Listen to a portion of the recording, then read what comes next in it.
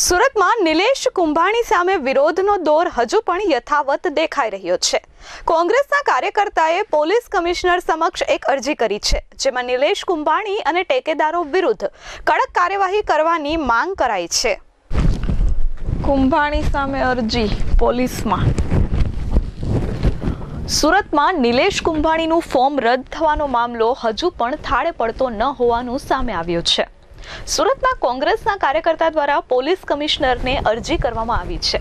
કોંગ્રેસના કાર્યકર્તા અશોક પીપળે દ્વારા અરજી કરવામાં આવી છે।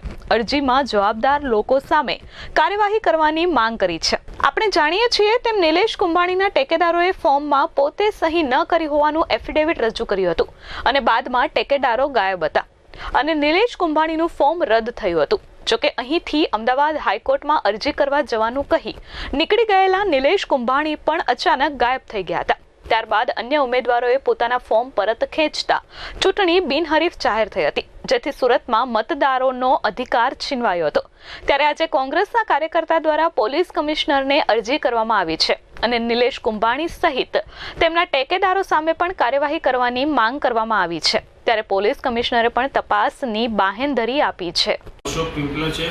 હું સુરત લોકસભાના ઉત્તર વિધાનસભાનો મતદાર છું અને અમને જે મતદાનથી વંચિત રાખવામાં આવ્યા છે એમાં અમારા ભારતીય રાષ્ટ્રીય કોંગ્રેસ પક્ષના ઉમેદવાર નિલેશભાઈ કુંભાણીનું ફોર્મ રદ કરવામાં આવ્યું છે અને એમાં જે ટેકેદારોની સહીઓ વિશે વિસંગતતા જણાઈ હતી અને એમણે ફોર્મ રદ કર્યું છે તેની સામે મેં એફઆઈઆર અરજી કરી છે અને અરજીમાં પોલીસ કમિશનરે કહ્યું છે કે એમની સામે એફઆઈઆર દાખલ કરવામાં આવે ફલાણા નિયમ મુજબ અને એમાં હાઈકોર્ટના અને સુપ્રીમ કોર્ટના જજમેન્ટની નકલ ઉલ્લેખ પણ કર્યો છે કે એમનો અધિકાર છે કે અમારા મતદાન કરવાના અધિકારથી અમને વંચિત રાખવામાં આવે છે। એની સામે એમના 3 ટેકેદારો નંબર 1 રમેશભાઈ પોલરા, નંબર 2 જગદીશભાઈ સાવલિયા અને નંબર 3 ધ્રુવીનભાઈ ધામેલિયા એ 3ની સામે અને ચોથા કલેક્ટર સાહેબ કે જેમણે આ ફોર્મ રદ કર્યું છે એની સામે મેં એફઆઈઆર દાખલ કરવા માટે મારા એડવોકેટ જમીર શેખ મારફત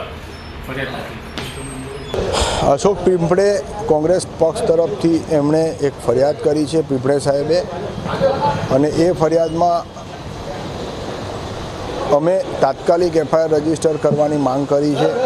અમારી માંગ એવી છે કે કોગ્નેઝેબલ ગુનો છે, તાત્કાલિક એફઆઈઆર રજીસ્ટર થાય અને એફઆઈઆર રજીસ્ટર થયા પછી તપાસ થવી જોઈએ।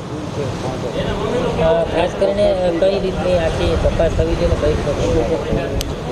આમાં જે 3 ટેકેદારો છે એમણે ડેપ્યુટી કલેક્ટર સાહેબ ઉલપાડ પ્રાંતમાં જઈને પ્રમાણપત્ર મેળવેલું પર્સનલી ગયેલા, કારણ કે એ ટેકેદાર તરીકે એમણે સહી કરી છે અને એ સર્ટિફિકેટ વગર ટેકેદાર તરીકે સહી ન કરી શકે।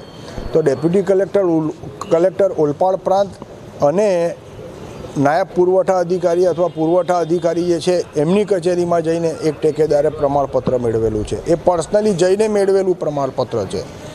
તો જ્યારે કલેક્ટર સાહેબના સબઓર્ડિનેટ ઓફિસરે પ્રમાણપત્ર આપ્યું હોય તો કલેક્ટર સાહેબ ના નહીં પાડી શકે કે આ સિગ્નેચર એની નથી, દરખાસ્ત કરનાર તરીકે એની સહી છે અને દરખાસ્ત કરવા માટે જ આ પ્રમાણપત્ર એણે મેળવેલું। એ તો પહેલા દિવસથી પાર્ટીનો સ્ટેન્ડ એવો જ છે કે સિગ્નેચર ટેકેદારોની જ છે। કાંઈક ને કાંઈક એવું થયું છે જેનાથી આ 3 ટેકેદારો છે પાછળથી ફરી ગયા।